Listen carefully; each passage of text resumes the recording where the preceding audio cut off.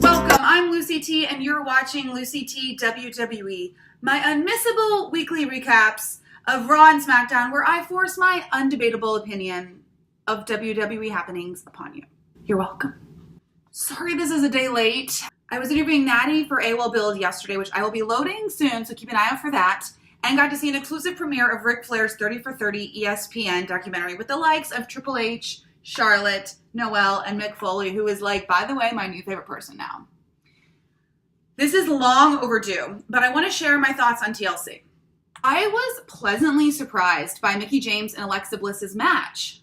Obviously for Mickie James's part, because there's nothing surprising about Alexa Bliss's greatness. Mickie James is still a time capsule, courtesy of her fashion. And that literal spanking she gave Alexa Bliss was, like, really weird.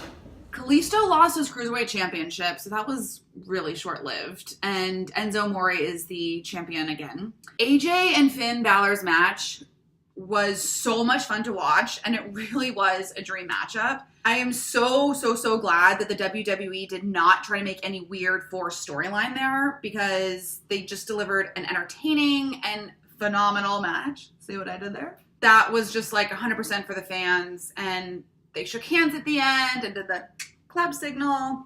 So it just really solidified the purpose of that match. Jason Jordan was throwing veggies at Elias Sampson, which reminded me of the PG-ness of Kurt Angle's milk truck. I can't stand Jason Jordan. Speaking of Kurt Angle, though, yes, we're glad he's back in the ring, etc., etc., etc. But this did kind of suck that we really missed out on a legit storyline for his return. But wow. There were tables, ladders, chairs, garbage trucks, stages, chairs hooked together to make one long chair chain. Whew. I couldn't help but think to myself, you know what, Kurt, you brought this upon yourself with the whole 3-on-5 action. Kurt Angle still got it, even though he was still wrestling in like 2012. His return toward the end of the match gave a light at the end of the tunnel for the Shield. I loved that Kane and Strowman turned on each other because it was kind of the only way that they could have canceled each other out. Of course, the Shield came out victorious. I laughed, I cried, I died. Kurt is totally riding this wave. You still got it. As he opens up Raw on Monday night, and as he's going through and announcing the matches for Survivor Series, he says, which will have Jinder Mahal and Brock Lesnar.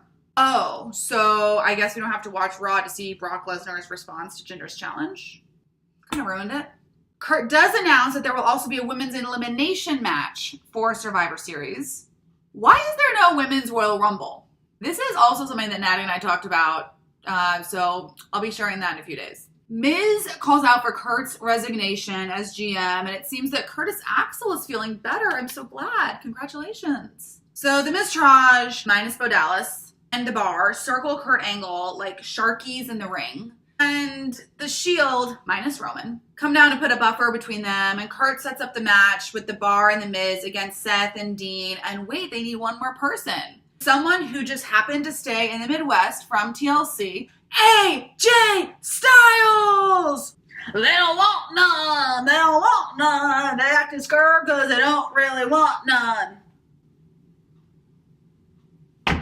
Fuck! Seriously, I did not think it could get any better than this, but it was a phenomenal, amazing, crazy match. So much high flying, so much impact, bodies everywhere, clotheslines for days, suicide dives, so many false finishes. Non-stop action. And Styles wins with a phenomenal forearm to Cesaro. So just as they're all celebrating like it's 1999, Kane interrupts their celebration, and it becomes an all-out brawl in the ring as the Bar and the Miz join in on the beatdown, and then Kane gets on the mic and is like, hey, Braun is garbage. I will be Raw's only monster now that Braun is gone. He is? Shit. Finn Balor comes out and takes Kane's need for some serious competition now that Braun isn't there anymore. And he really holds his own against Kane. He does end up losing, though, thanks to 3 choke slams. Why is everything getting ruined on Raw? First, they announced at the top of the show that Brock will be facing Jinder at Survivor Series 2 hours before the Beast responds. And now Shane is walking around backstage on Raw? What the hell? I thought they were like having this big buildup of Shane McMahon returns in 2 weeks. They've been promoting and teasing his return on SmackDown Live, and he's just running around backstage, trash talking for Survivor Series already with Kurt Angle. Alicia Fox comes around and she's like, I want to be captain of Team Raw at Survivor Series. So Kurt's like, okay, let's have a triple threat. I have to say, this is probably the loudest boo crowd I've heard for Elias, so thank you. Someone is playing around and cutting his mic, though, and I'm like, oh, is it Jason Jordan again? Then Elias is like, Lance, I don't know if it's you, but if it's you, I'm going to beat you up. Yes, it's Jason Jordan. Yo. So they have a match. Not much better, though, than Paul Heyman imitating the Maharaja. I thought he was going to give himself a heart attack. Brock Lesnar is a honey badger because he don't give a shit, and he's going to kick ass at Survivor Series, not because he loves Raw, but because he's a crazy motherfucker. The brand that brings Brock Lesnar. Tongue twister. Also, I guess Jinder will still be champion in 4 weeks. And then there is a 10-man tag match for the Cruiserweight division, and as Corey Graves very correctly puts it, it's basically the entire Cruiserweight roster. What does it even mean, though, to be captain of the Raw team?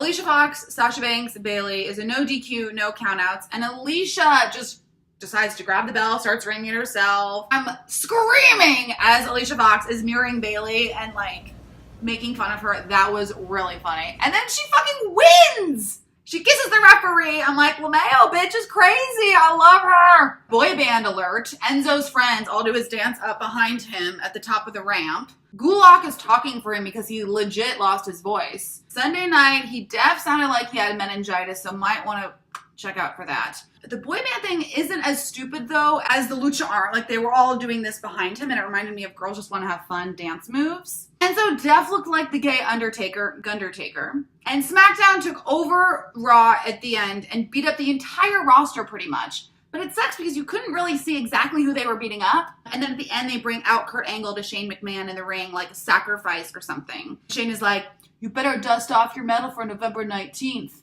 Kurt is just like stunned and confused. Like he walked into the kitchen and forgot what he came in there looking for. Been there.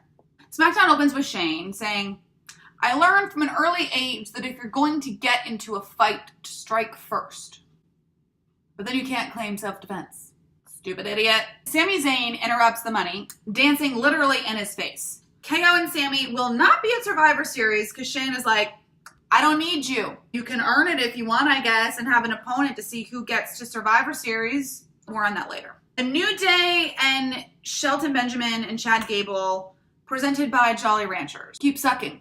Sin Cara wins by disqualification, his match with Baron Corbin. LeMayo, though, the karaoke boy, got his ass beat by AJ Styles.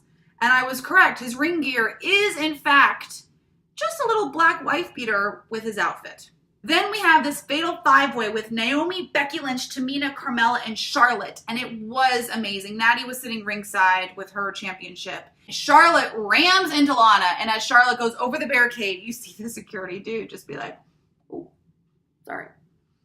Becky wins with her penis arm move. It's my favorite.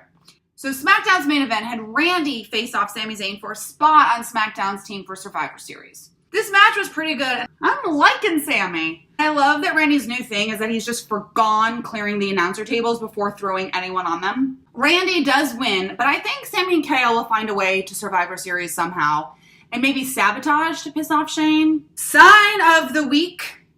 Fire TJP has been blowing up Twitter. I have to say that Raw won this week. Even though, like, there were a lot of spoilers and things were kind of ruined, I just love the ending with the SmackDown roster coming to attack Raw. That was really fun. Why are people freaking out that it's promoting gang violence and people are getting really upset by that? Like, it's wrestling. What? So that is it for this week. Thank you so much for watching. I'll be loading my interview with Natalia in a few days, so keep an eye out for that. We talk about her feelings towards Ellsworth, how the hell she travels with all that ring gear, and what is going on with Nia Jax. Pause out.